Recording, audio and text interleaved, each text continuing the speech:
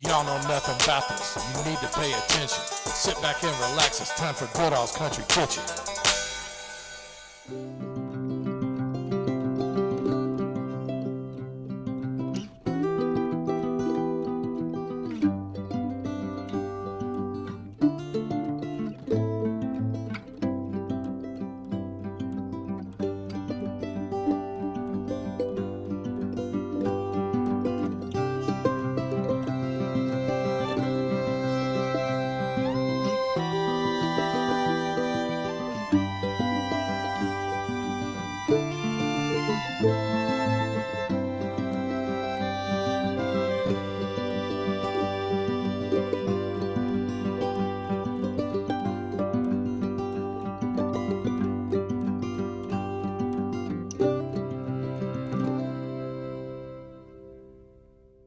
All right, I am smack dab in the middle of historic downtown Madison, Indiana, and I'm at Hinkle Hamburgers. Been here since 1933. It's an icon in the town of Madison here. But before we get going, I need everybody to hit that subscribe button, notification bell. Please do that. It helps me in the algorithm, especially if you put likes, comment. If you like the content, leave comments in the comment section. You gotta stay for the end of the video. This is part 3, the final episode of my Civil War series on John Hunt Morgan's raid through Kentucky, Indiana, Ohio.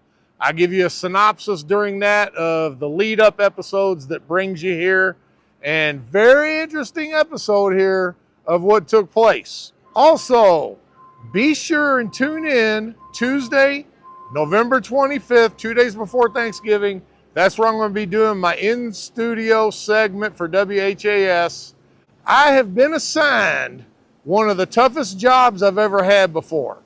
I am promoting the Crusade for Children fundraiser, the WHAS Pizza Passport. I have to go to all 10 pizza places that are on the passport card. For $49, you get a large pizza from each one of the 10 places. It's a tough job. I know that most people wouldn't be up to it, but they found the right guy for the job when they asked me to do this. Okay, that big announcement on my merch. It's coming up at the end of the video. Stick around for that. It's going to be after the history segment. I'm going to show you the merch. I'm going to tell you how to order it and all the information you'll need. Here's a big announcement. Speaking of merch, I'm going to be at the big Kentucky Flea Market New Year's weekend. It's going to be from Thursday through Sunday. I'm going to have a booth out there. I'm going to have all my merch. If you've already got merch, just come on out there and hang out at my booth. Going to have a lot of fun. It's going to be in the South Wing this year, and I'm going to be hopefully close to the entrance when you come in. I'll give you more info as time gets closer. Okay, I got a birthday shout out to give. I had a young lady, Tara, contacted me. She wants to give her father, Dean, a shout out. Happy birthday, Dean. I understand you're a big fan of the show and I appreciate you watching, so happy birthday. All right, Hinkle's Hamburgers, known for old school Depression era diner cheeseburgers. Some people call them sliders. They're small. Back in the old days, you didn't have fat guys like me that needed half-pound burgers. They were always those small sliders. Not only were they small, but they were cheap, which you're going to find out more about that. And they've got a couple other signature items that I'm going to talk about when we get in there. Enough gum flapping, lip service. Let's go on in and get some burgers.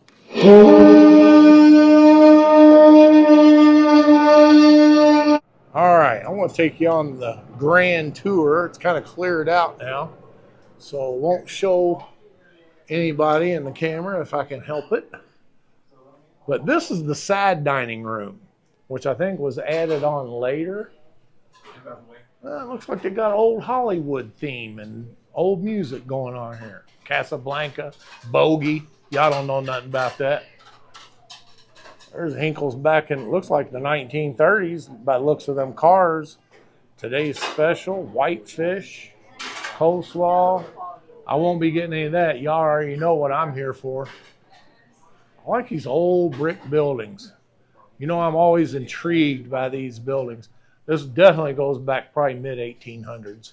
Come in here, you get table service here. Servers wait on you. Or you go around to the diner side, which, you know, I go old school. I got to have like that old school diner feel. Close to the griddle where I can smell all that good griddle goodness. Look at there. Look at here. There's your menu. Pretty simple. My motto, you do a few things great instead of a bunch of things mediocre. It's always the best. Oh, and they got milkshakes. Quit fronting. You can get breakfast here. I don't know if they're still serving after lunch starts, but you see there, biscuits and gravy. I should have made it a daily double and got here right before they transitioned from breakfast to lunch. That way I could have done both of them. You know, I always like supporting family, and there you go. Cooking for her family. Little game for the kids. If you want to eat your burger in peace, give them a few dollars in quarters and tell them to get out of your face. Right, as I told you, I like to sit close to the griddle, smell that good, greasy goodness. Fountain Cokes. This is the cozy side, I think, right here. Up here, put your elbows up on the bar like a man. Got to put those shredded hash browns on.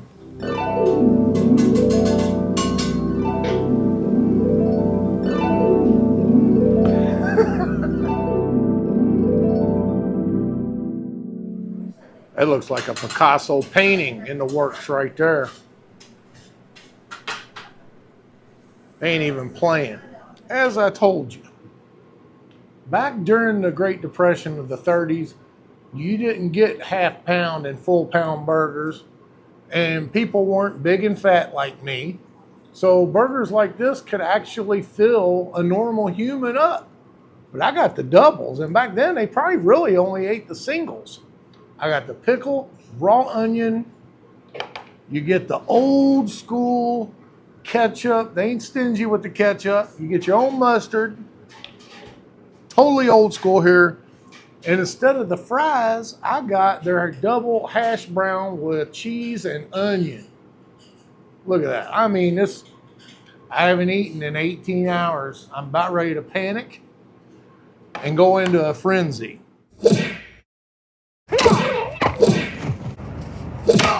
And I also got a bowl of their chili. I read that the chili was real good. Of course, you know, I got the onion and cheese, cheddar cheese. They didn't have caffeine full Diet Coke, so I went ahead and got the unsweet tea with the added on sweet and low. And you know, the young lady that was cooking and serving, she said, well, good luck eating that. Well, I had to tell her, this is mere child's play.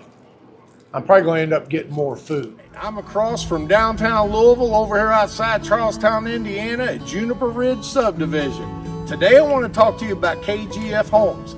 KGF will get you out of that apartment, quit wasting money on rent, and put you in a brand new home. With KGF, you don't have to worry about paying the higher mortgage percentages, because I can guarantee you, with their mortgage partners, you can get in cheaper than any mortgage you can get from your bank. So when you hear the initials KGF, it doesn't mean kinda got fat. It means keep God first. So give them a call, set up a showing, and own your new home today. And don't forget to tell them Goodall's Country Kitchen sent you.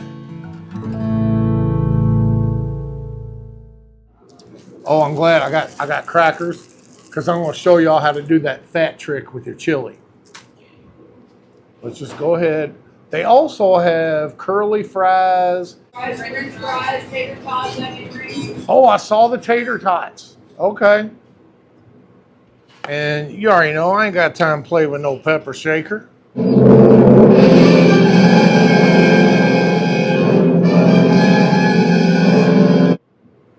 Come on.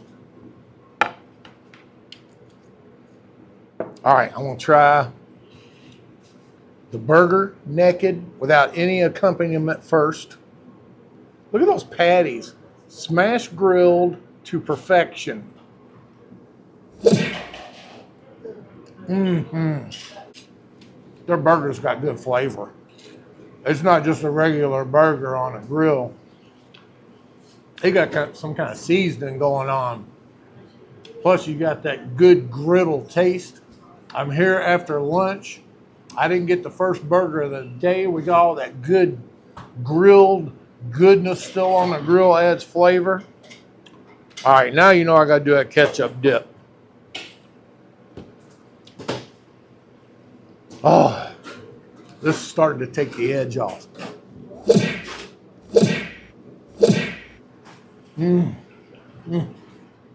Wash it down with a little tea.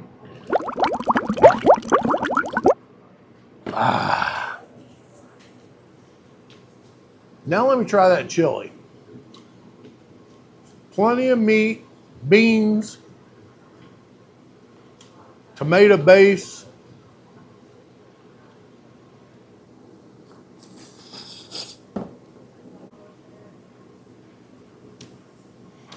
That's just a good old school chili recipe. Basic, they ain't trying to get fancy with it. It's old school. Just like I like it.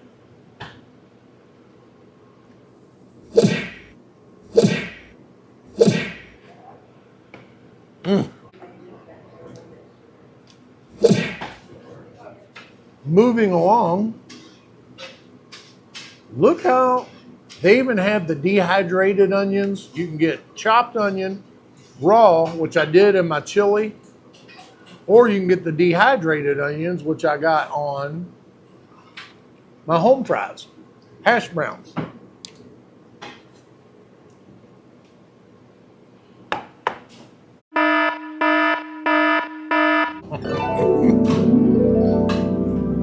Raise your chin up because here comes the two-piece. That is so good. Y'all don't know nothing about them dehydrated onions, I guarantee it. Look how they're smashing the dehydrated onions into the burgers. You ain't gonna get nothing like this in Louisville. Look here. You wanna know if there's any meat in it? Look at that. It looks like an Italian meatball.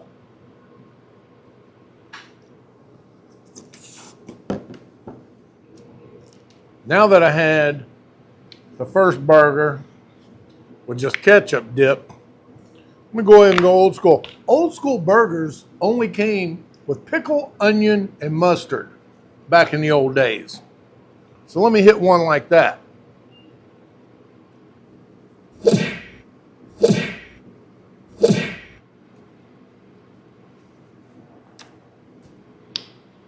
My legs over here bouncing. This is so good.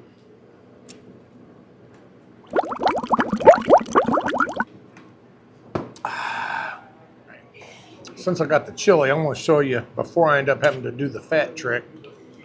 These hash browns with the cheese and the dehydrated onion. I'm going to accentuate them with some of this chili. You can actually get the hash browns with the chili already on them. But I figured since I'm getting the chili, why not just go ahead and make it all work.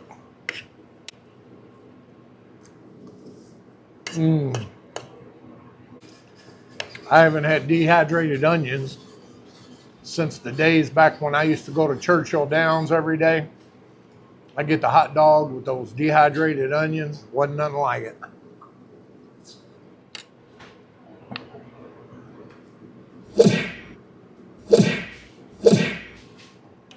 About the only thing that could make this meal any better is if they had the exhaust fan from the griddle blowing in my face.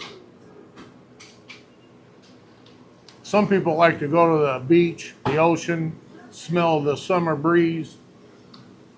I like hood vent.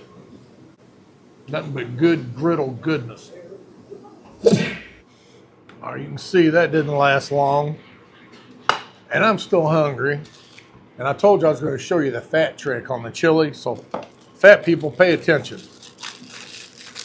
You're still hungry. You're getting down to that second half of the bowl, and you just don't want it to end. Here's where the trick comes. You get those saltine crackers, crunch them up.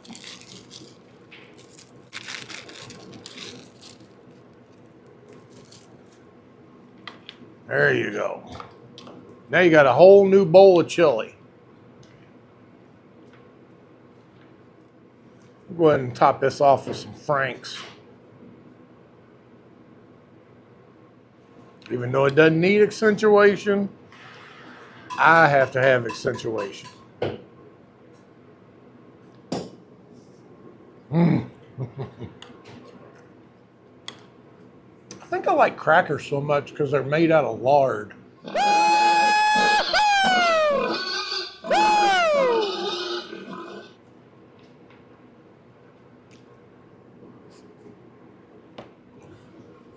Kiss the chef. I read that their milkshakes were phenomenal. And I showed a clip of the menu board earlier. They've got, it looks like about 40 different flavors of milkshakes. I got the old school chocolate. You know me, I'm just going old school, no matter what. And before I forget, look at this ticket. All that food, 3 double burgers, double hash brown, bowl of chili, drink, cheese and onion added onto the hash brown, milkshake, $30. Quit fronting. Try this milkshake out. See if it's as good as what I read it was.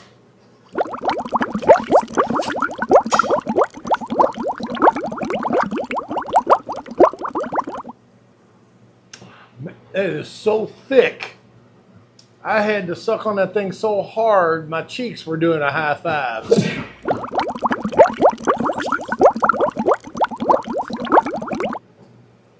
Ah, so good. There's nothing more that could take you back in time than a ride here to Madison. Old school griddle, 30 style burgers, old school chocolate milkshake. Here at the counter, if this counter could tell stories, I bet they could write a book. Don't go away yet. I have somebody here that works here to be willing to answer a few questions for us, get some more information in depth, because I know once you see this video, you're coming here. So pay attention. All right, Heather is gracious enough to talk to me, tell us a little bit more about the place. So before we get started, how long have you been working here, Heather? Just about 8 months or so. Oh, 8 months, Yeah. okay. But I'm a long-time visitor. I've been here since the day I was born. Okay, I grew up 3 blocks down the road. So you basically grew up here at I Hinkle's. sure did. Okay, so can you tell me a little history about how many owners have been here, present day ownership and all that good stuff? 4 or 5, I think the ones that have it now, I've had it probably 30-ish years. Yep. The original owner was Winfred Hinkle.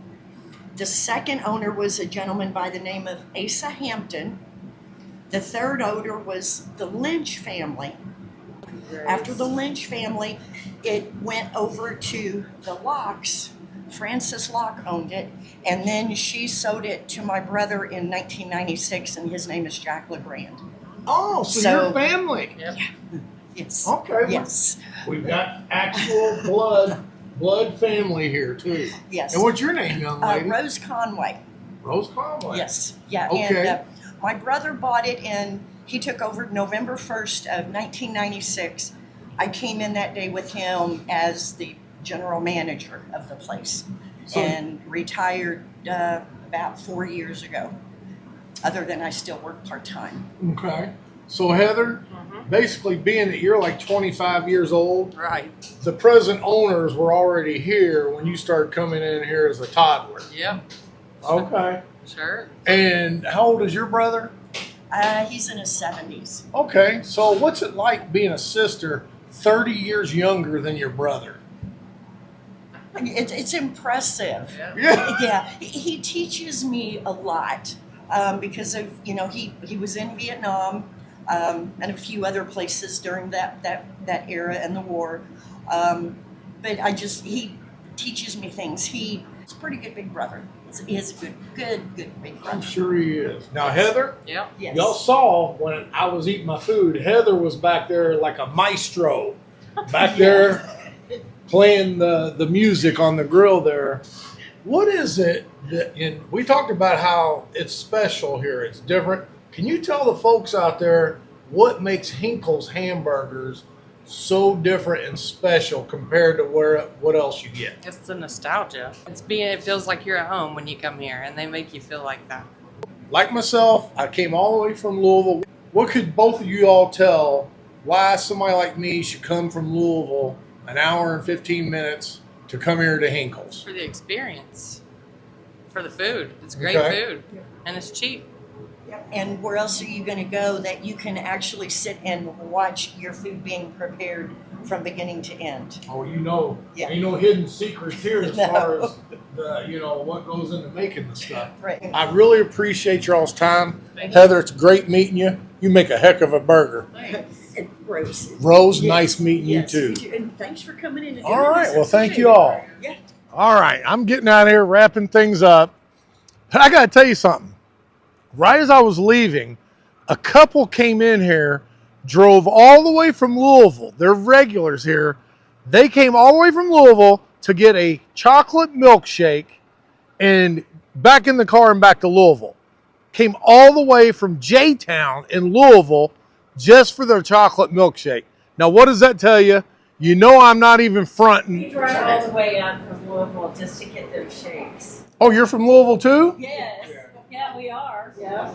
They're so good. What about this? Two folks from Louisville. Yep. Come up here. He was out there and he's like, today's a beautiful drive. I'm going to Madison. We're going to go get a shake. If somebody else came here from Louisville, of course I came for more than the milkshake, but daggone. All right, as you saw, everything was great. Can't believe I've never been here before. All the times I've been to Madison, it was wonderful. Be sure, stick around, don't go away. I'm going to give you the history tour, the John Hunt Morgan raid, and then stick around for that merch information. Don't forget, Kentucky Flea Market, New Year's weekend, January 1st through 4th. Please come out and see me, hang out at my booth. I think it's going to be a lot of fun. 4 straight days out there. Okay, I'm getting out of here, and y'all don't know nothing about this Hinkle Hamburgers. Okay, here we are. Final episode, part 3 of my series of John Hunt Morgan's raid through Kentucky, Indiana, and Ohio. I started the series at the Jailhouse Pizza video. If you want to pick up at the beginning, you go there. I'll give you a quick synopsis. That's where John Hunt Morgan's Confederate cavalry captured 2 steamboats, ferried his 2,500 men across the Ohio River. But as soon as he crossed the Ohio River, he went ahead and burned the steamboat Alice Dean. It sunk.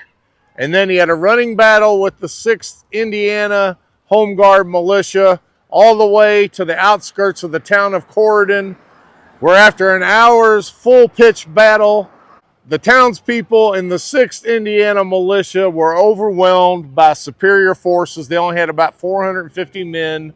The town surrendered. Morgan spent the rest of that afternoon ransacking the town, but before he left, he had lunch at the Kentner House Inn, and it was at that time that he was informed that Robert E. Lee had just been defeated in Pennsylvania. John Hunt Morgan had tentative plans to join forces with Lee in Pennsylvania. That probability was off the table. That was kind of an uh-oh moment for Morgan, as he realized now he was kind of trapped. So he had to figure out a way to get back across the Ohio River into Kentucky. Morgan had his sights on the town of Madison even before he crossed the Ohio River, because as even today, Madison, Indiana at that time was a thriving commerce town located right here on the Ohio River. Plenty of supplies would have been had, so Morgan definitely was moving in the direction of Madison. All the townspeople of Madison banded together when they knew Morgan was on his way. For 2 days, they were setting up barricades right here at the intersection of Main and Plum Streets. All the townspeople gathered what weapons they could find, and for 2 days made preparation to take on Morgan's Confederate cavalry. But as Morgan's forces were approaching, there was an interesting twist that took place in this story that prevented Morgan from destroying the town, which changed the story of what could have been during the Indiana and Ohio raid. I'm here at the Lanier Mansion, built in 1844 by a very wealthy banker here in Madison. I'm sure this would have become John Hunt Morgan's headquarters for the night if he had entered the town. But before Morgan's forces could get here, Morgan had a highly effective telegrapher by the name of Lightning Ellsworth. He would go around, he would tap into all the telegraph lines and pass himself off as a Union telegrapher. He even knew the different styles that they would use, and he was able to imitate them without going noticed. So after crossing the Ohio River, Morgan wanted to know what kind of forces he was facing in the different towns he was coming through. So at that time, Lightning Ellsworth tapped into the Indiana-Illinois Railroad telegraph line. He also sent word that Morgan was on his way to New Albany, which prevented New Albany's militia from joining up the militia at Corydon. The forces in New Albany stayed put because of all the false information coming in. As Morgan was approaching Madison, the telegrapher here named Luther Martin, he noticed some irregularities on the messages that were coming across the Indiana-Illinois Railroad telegraph. From Lightning Ellsworth, acting like he was in Indianapolis, he was asking Luther Martin what kind of forces were here to oppose Morgan. So being that Luther Martin was so sharp, he said, "We're just itching for a fight here at Madison. We've got 3 gunboats with more coming and 25,000 troops ready for the fight." When Morgan heard that information, he made a slight feint toward Madison, but then cut due north toward Vernon. Luther Martin saved the day. There was a celebration in town for the next 45 years in honor of Luther Martin. So he was a town hero. He basically saved the town because right here on the river, the commerce, Morgan could have resupplied if he wanted. He could have kept going north, or he could have supplied, crossed the river here, escaped back into Kentucky. But being that he was forced to move north, it was just the writing on the wall. From this point on, Morgan was trapped trying to find a place to escape. It was no longer an offensive raid. It was considered desperation time now for Morgan.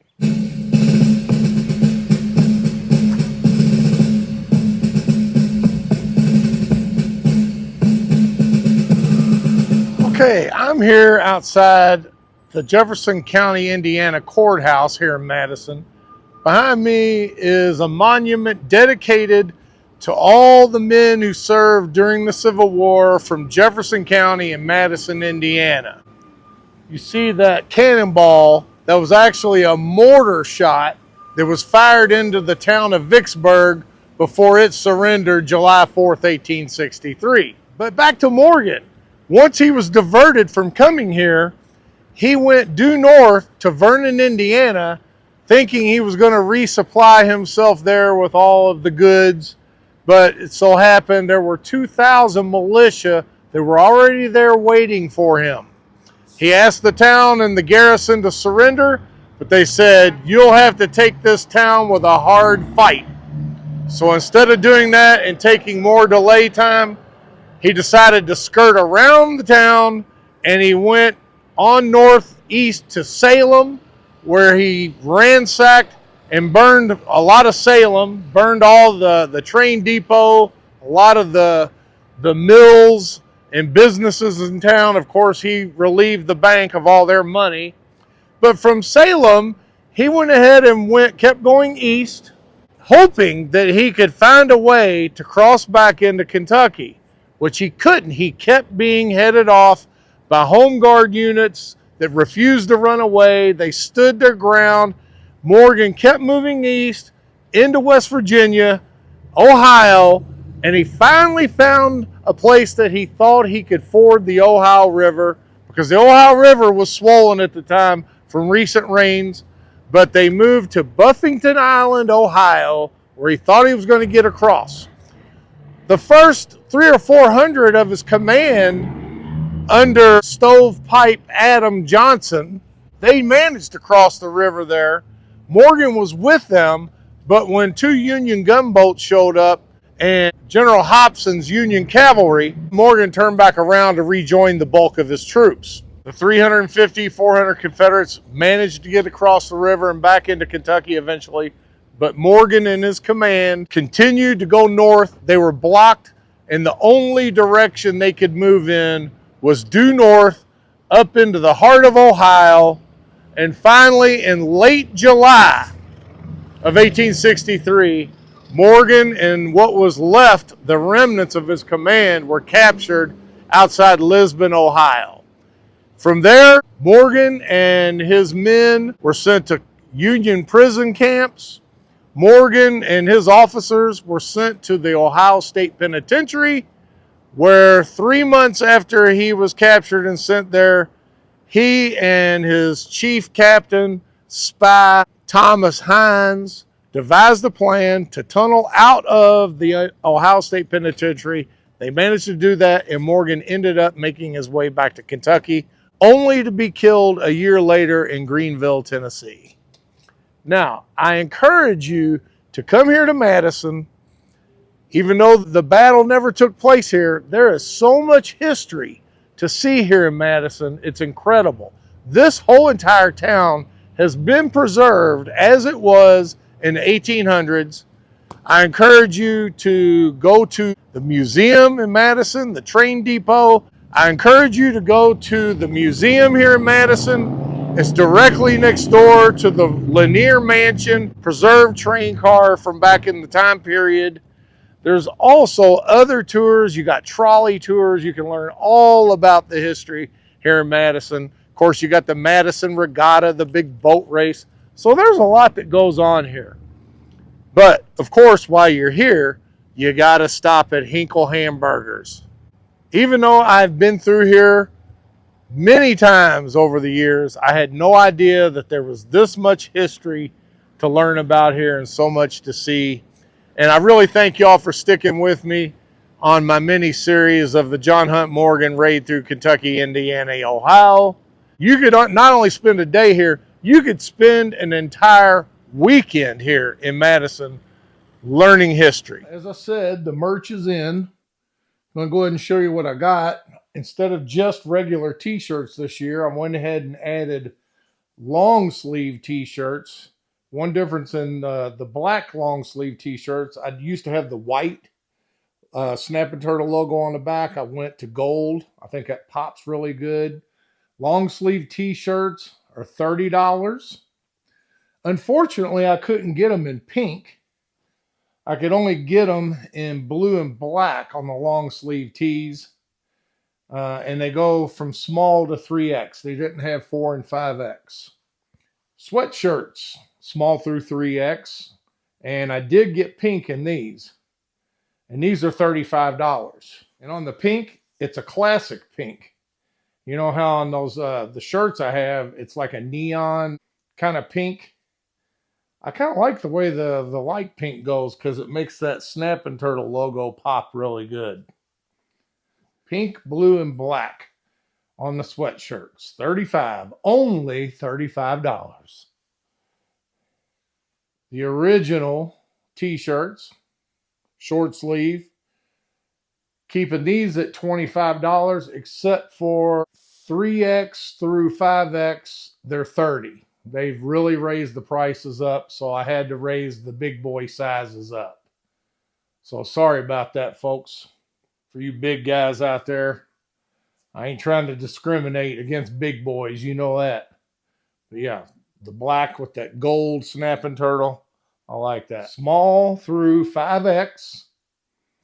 Now, one thing about the shipping and the ordering, the short sleeve shirts, small through XL is $8. They have raised the postage rates 30%. I'm actually losing money depending on where you live on the postage. Small through XL is going to be $8.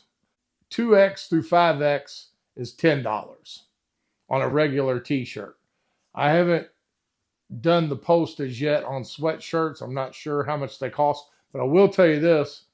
The more shirts you order, the cheaper the postage is. I actually shipped out an order yesterday. It was 9 shirts. It was $18. Whereas one shirt that I sent out, it was a 5X shirt, was $10, $10 and change. So, like I said, if you want to go ahead and get your Christmas presents, get more than one shirt. Get like 3 or 4 because every shirt you order, the postage goes way down. Also, I need everybody that's going to order a shirt to either send me an email, verygoodall1966@gmail.com, or private message me on Facebook, the Goodall's Country Kitchen page, or the Barry Goodall Jr. page. Or you can even private message me on Instagram, og.goodall, and Goodall's Country Kitchen Instagram. Now, I need to make sure that you send me an email first before you send money. If you send money without confirming with an email first, I might not even see it. So please make sure you confirm with me by email or private message. Once I get the money, then I go ahead and ship out your merchandise. I use Venmo, PayPal, check, or cash. So make sure you get that Goodall's Country Kitchen merch and represent. Now you know the facts of why I'm on a mission. You're always welcome back to Goodall's Country Kitchen.